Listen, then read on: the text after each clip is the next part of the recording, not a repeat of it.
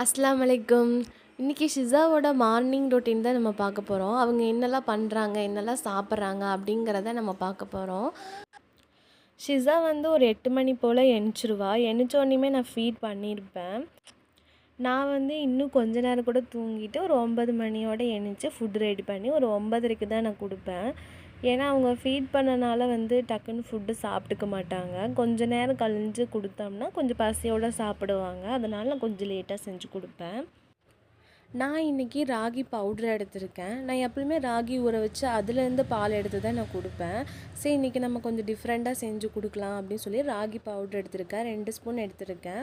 கொஞ்சமாக தண்ணி ஊற்றிட்டு கொஞ்சமாக உப்பு போட்டுட்டு இந்த மாதிரி நல்லா கலந்து விட்டுக்குங்க. அதுக்கப்புறமா தான் நம்ம அடுப்புலையே வைக்கணும், இல்லாட்டி ரொம்ப கெட்டி சேர்ந்த மாதிரி ஆகிடும்.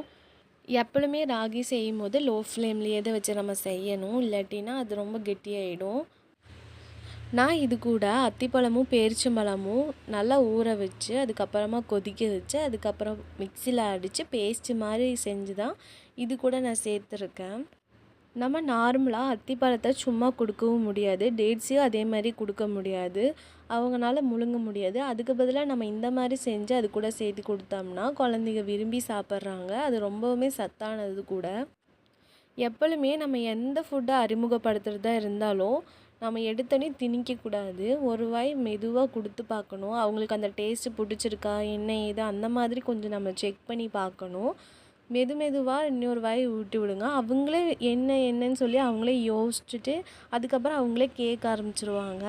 அப்போ நம்ம எவ்வளோ வேணாலும் கொடுத்துக்கலாம், ஸ்பீடாக ஊட்டலாம், எல்லாமே பண்ணிக்கலாம். அதுக்கு முன்னாடி எதுவும் பண்ணி திணிக்காதீங்க. அவங்கள அந்த ஃபுட்டு பக்கம் வர வைங்க. அதுக்கப்புறமா குழந்தைகளுக்கு கொடுங்க, அவங்க நல்லா சாப்பிடுவாங்க. எல்லா ஃபுட்லேயும் இந்த மாதிரியே ட்ரை பண்ணி பாருங்கள். நான் எப்பவுமே ஃபுட்டு இப்படி தான் கொடுத்துட்ருக்கேன். இடைக்கிடைக்க தண்ணி கொடுப்பேன். அவங்களுக்கு போதும்னா நான் விட்டுருவேன். அவங்க இந்த மாதிரி எனிப்பாங்க. என் பையனுக்கு நான் இப்போ ஃப்ரூட் ஜூஸ் தான் கொடுத்துட்ருக்குறேன். மார்னிங் டைமில் ஃபுட்டு எதுவுமே எடுத்துக்க மாட்டேன்றாங்க. ரொம்பவுமே அழுதுகிட்டே இருக்காங்க. எனக்கு இது வேண்டாம் அது வேண்டாம், எது செஞ்சு கொடுத்தாலும் வேண்டான்னு சொல்கிறாங்க. சரி, ஓகே, இனிமேல் நம்ம ஃப்ரூட் ஜூஸ் கொடுத்துர்லான்னு சொல்லிவிட்டு நான் மார்னிங் சர்க்கரையே போடாமல் ஃப்ரூட் ஜூஸ் தான் கொடுத்துட்ருக்குறேன். அது கூட நட்ஸ் கொடுத்துட்ருக்குறேன். நான் லஞ்சுக்கு வந்துட்டு எங்களுக்கு செஞ்சதே அவங்களுக்கும் கொடுத்துர்லான்னு சொல்லிட்டு நாங்கள் எல்லா காய்கறியும் போட்டுட்டு ஒரு குழம்பு செஞ்சோம், காரமே இல்லாமல். இதைத்தான் வந்து நாங்கள் ஷிஜாக்கும் ஷியானுக்கும் கொடுக்குறோம். இதை வந்து மிக்சியில் போட்டு அரைச்சிட்டு அதுக்கப்புறமா ஷிஸாவுக்கு சாப்பாடோடு பிசைஞ்சு கொடுத்துர்லான்னு நினச்சேன். அதுக்கப்புறமா தான் எனக்கு ஒரு ஐடியா வந்துச்சு, நம்ம எதுக்கு மிக்ஸி யூஸ் பண்ணணும், நமக்கு தான் இருக்குது ஒரு கிளாஸு அப்படின்னு சொல்லி போட்டு கிளாஸை வச்சு நல்லா மசித்தேன். நல்லா மசிஞ்சிருச்சு. அதுக்கப்புறமா சாப்பாடு மசித்த சாப்பாட்லேயே வந்து அதை கலந்துட்டு அது கொடுத்துட்டேன். நான் மிக்ஸி யூஸ் பண்ணவே பயப்படுறேன். ஏன்னா ஃபஸ்ட்டு பையனுக்கு நான் மிக்ஸி யூஸ் பண்ணி நான் பெரிய தப்பு பண்ணிட்டேன். அவனுக்கு நான் வந்து 2.5 வயசு வரைக்கும் நான் மிக்ஸி யூஸ் பண்ணியிருக்கேன். அதனால தான் நான் பொண்ணுக்கு வந்து மிக்ஸியே யூஸ் பண்ணுறதே இல்லை. நான் 6 மாதத்துலேருந்தே மிக்ஸி யூஸ் பண்ணுறதில்ல.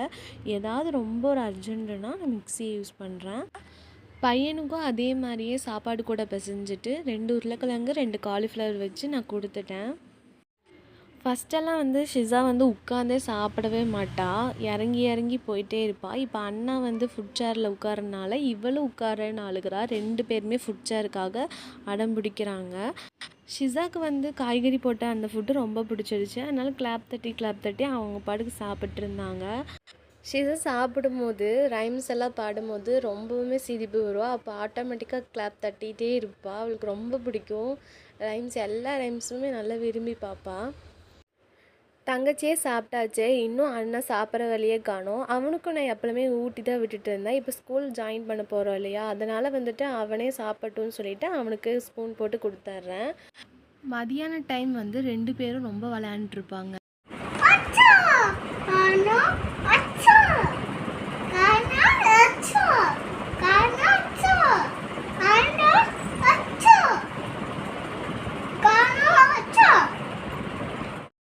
ஈவினிங் டைமில் வந்து நான் ஒரு பேரிச்சம்பழம் கொடுத்துக்கிறேன்.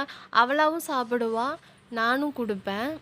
இந்த மாதிரி ஹெல்த்தியான ஸ்நாக்ஸ் எல்லாம் கொடுங்க. இந்த வீடியோ பிடிச்சிருந்துன்னா லைக் பண்ணுங்கள், ஷேர் பண்ணுங்கள், சப்ஸ்கிரைப் பண்ணுங்கள்.